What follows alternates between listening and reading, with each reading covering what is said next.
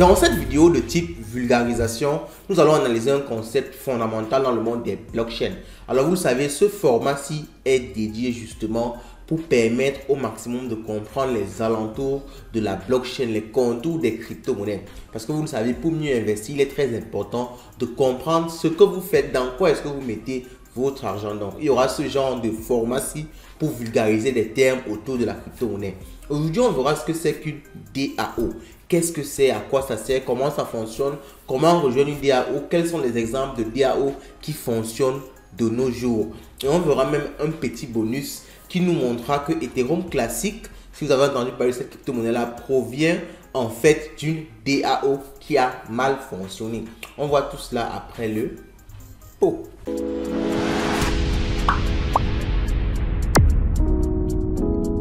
DAO, le sigle signifie déjà Decentralized Autonomous Organization. Donc en français, ça veut dire organisation décentralisée autonome. Alors on va essayer de faire une analogie simple pour pouvoir arriver à la définition de ça. Parce que si je vous balance la définition directe, vous aurez du mal à comprendre. Supposons que vous souhaitez aujourd'hui agir sur la direction que l'entreprise Tesla d'Elon Musk va prendre. C'est-à-dire, vous souhaitez par exemple que les véhicules électriques des voitures Tesla, la batterie maintenant ne soit plus fabriquée avec du lithium, que ce soit fabriqué par exemple avec du cobalt. Supposons, c'est un exemple que je prends, un exemple qui n'est pas forcément, qui n'a pas forcément de sens, dans le sens où le cobalt ne fabrique pas forcément des batteries. Mais je dis bien supposons, juste pour le cas d'exemple et pour la compréhension. Donc vous souhaitez agir dans le sens où Tesla va prendre une certaine direction que vous souhaitez. Alors qu'est-ce que vous devez faire aujourd'hui? Vous devez soit être une institution assez puissante, une banque d'investissement, les JP Morgan, ou être un investisseur puissant, multimilliardaire qui va acheter des actions de Tesla à une grande hauteur et qui va, n'est-ce pas, pouvoir avoir un droit de vote au niveau de l'entreprise Tesla et peut-être même siéger au conseil d'administration. Globalement et normalement, c'est comme ça que vous devez faire. Alors, face à cela, la blockchain a essayé de résoudre, n'est-ce pas, ce problème-là. Il faudrait qu'une personne lambda soit capable d'agir dans les décisions que peut prendre une entreprise. Et c'est de là que viennent les DAO. Donc, ce sont des organisations, des entreprises en quelque sorte, parce qu'une organisation peut être entreprise à but lucratif ou à but non lucratif. Mais bref, c'est un ensemble de personnes qui se mettent ensemble pour effectuer un certain nombre de choses. Alors, dans une DAO, ce qui met ensemble les gens, c'est un contrat informatique, ce qu'on appelle en général des smart contracts. Donc, un smart contract va mettre ensemble un ensemble de personnes qui vont posséder un token. C'est ce qui fait que ce soit décentralisé et chaque personne qui a le token pourra voter pour la direction que va prendre l'organisation. Donc, globalement, c'est tout simplement ça, une DAO. Donc, lorsque vous voyez une DAO, c'est une organisation, mais qui est gérée de façon automatique et autonome par des smart contracts, qui est décentralisé. Ça veut dire qu'il n'y a pas quelqu'un qui a tout simplement le seul droit de décision dans le fonctionnement de l'organisation, mais l'ensemble de la communauté qui possède le token. Et quelle que soit, n'est-ce pas, la quantité de tokens que vous possédez, vous pouvez agir avec la DAO, vous pouvez donner votre droit de vote sur la direction, n'est-ce pas, que doit prendre la DAO. Alors, toutes les règles de la DAO sont définies dans le smart contract. Dans le smart contract, on vous dit quand est-ce qu'il doit avoir un vote, qu'est-ce qui peut pousser à un vote, qui doit dire un vote. Bref, tout est défini de façon décentralisée et transparente. Donc, lorsque vous arrivez dans une DAO, vous savez exactement comment est-ce que cette DAO fonctionne, qu'est-ce qui cause quoi, comment est-ce qu'on prend des décisions en rapport avec la mouvance de l'entreprise. Donc, très globalement et très minutieusement également, c'est comme ça et c'est ce que c'est qu'une DAO. Comment fonctionne une DAO? Une DAO fonctionne sous un principe de smart contract. C'est un ensemble de smart contracts qui régit une DAO. Je prends un exemple toujours pour essayer d'expliquer.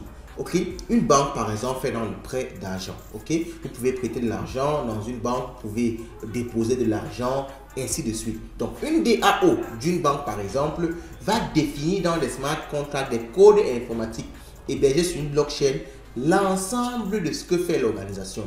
Il y aura par exemple dans les différents smart contracts les règles qui permettent à quelqu'un d'emprunter l'argent à la banque, des règles qui permettent de déposer l'argent, des règles qui permettent de transférer l'argent, des règles qui permettent de gérer l'intérêt généré par la banque les règles qui permettent à quelqu'un d'adhérer à la banque. Bon, vous comprenez que l'ensemble des smart contracts vont définir en termes de code informatique immuable tout ce que la banque fait et de façon vraiment informatique et automatisée sur la blockchain. Ça veut dire par la suite, lorsque la DAO est déployée sur une blockchain, tout se passe de façon automatique. Si vous voulez rejoindre la DAO, il n'y a pas quelqu'un qui va rester là et analyser votre demande de rejoindre. Si vous voulez voter, ce n'est pas quelqu'un qui va lancer un vote n'importe comment. Bref, tout est défini dans le code. Même lorsque les votes doivent avoir lieu, c'est le code informatique qui régit cela. Les résultats des votes, c'est le code informatique qui régit cela et applique ce qu'il faut par rapport à ce qui est dit dans le smart contract. Si c'est qu'il doit avoir une intervention humaine, tout est également précisé dans le code. Donc le code est vraiment ici la référence et c'est dans le code qu'on met toute la confiance. Vous savez, le code c'est mathématique, le code c'est la nature, le code est en quelque sorte divin. Alors c'est comme ça que fonctionne une DAO. Pourquoi est-ce qu'il est mieux de choisir une DAO au lieu d'une organisation traditionnelle? Tout simplement à cause de quelques points. Alors il faut comprendre qu'une DAO vient avec cet aspect transparence. Tout est sur la blockchain, donc tout le monde peut voir ce qui se passe dans la DAO. Même quand beaucoup de personnes ne le font pas, mais il faut savoir que c'est possible de voir que dans une DAO, vous pouvez expecter le code, voir ce que les règles qui sont définies dans la DAO, qu'est-ce qui se passe lorsque ceci arrive. Tout ça est défini, n'est-ce pas, dans les smart contracts de la DAO qui peuvent être audités par tout le monde. Il y a cet aspect transparence là qui fait de sorte que lorsqu'une décision est prise, on peut savoir qui a pris cette décision-là. Est-ce que c'est la majorité de la communauté? Parce que les tokens qui votent, tout est disponible et transparent au niveau de la blockchain. Ça veut dire que s'il y a une monopolisation de la DAO par un certain nombre de personnes, on peut également le voir, n'est-ce pas, au niveau des smart contracts, au niveau de la blockchain. Alors, il y a un autre aspect qui est cet aspect organisation sans frontières. Parce que quand vous êtes dans une DAO, vous pouvez voter dans n'importe quel projet, qu'importe la position du monde dans laquelle vous êtes. Que vous soyez en Afrique, que vous soyez aux États-Unis, en France, vous pouvez voter dans une DAO qui est en Chine, qui est au Japon. C'est cet aspect vraiment organisation sans frontières. Il n'y a pas besoin d'être d'une nationalité particulière, avoir un statut particulier pour voter. Le seul truc que vous avez besoin, c'est juste d'avoir le token de gouvernance de la DAO. Et il y a aussi cet aspect-là qui ne permet pas la modification, parce que lorsque le code est déjà sur la blockchain, on ne peut pas modifier, donc il n'y a pas de mauvaise surprise. Lorsque le code est bien fait, il n'y a pas de mauvaise surprise pour, n'est-ce pas, pouvoir avoir, n'est-ce pas, on va dire, d'un coup comme ça, les tokens sont transférés dans le wallet de quelqu'un fuit. Non, c'est pas possible. Lorsque tout est décrit dans le code, vous le savez forcément que cette DAO aussi est assez sérieuse et on peut mettre, n'est-ce pas, de la confiance dans le code de la DAO. Maintenant, on va prendre l'exemple d'une DAO qui existe et qui est fonctionnelle. Vous avez dit qu'il devait y avoir un petit bonus, mais je le garde toujours pour la fin. Alors, une DAO fonctionnelle est par exemple MakerDAO, qui est l'une des DAO avec le plus grand nombre de liquidités. Alors, MakerDAO permet de gouverner quoi? Parce que vous savez, une DAO, c'est pour gouverner quelque chose, c'est pour faire fonctionner une organisation.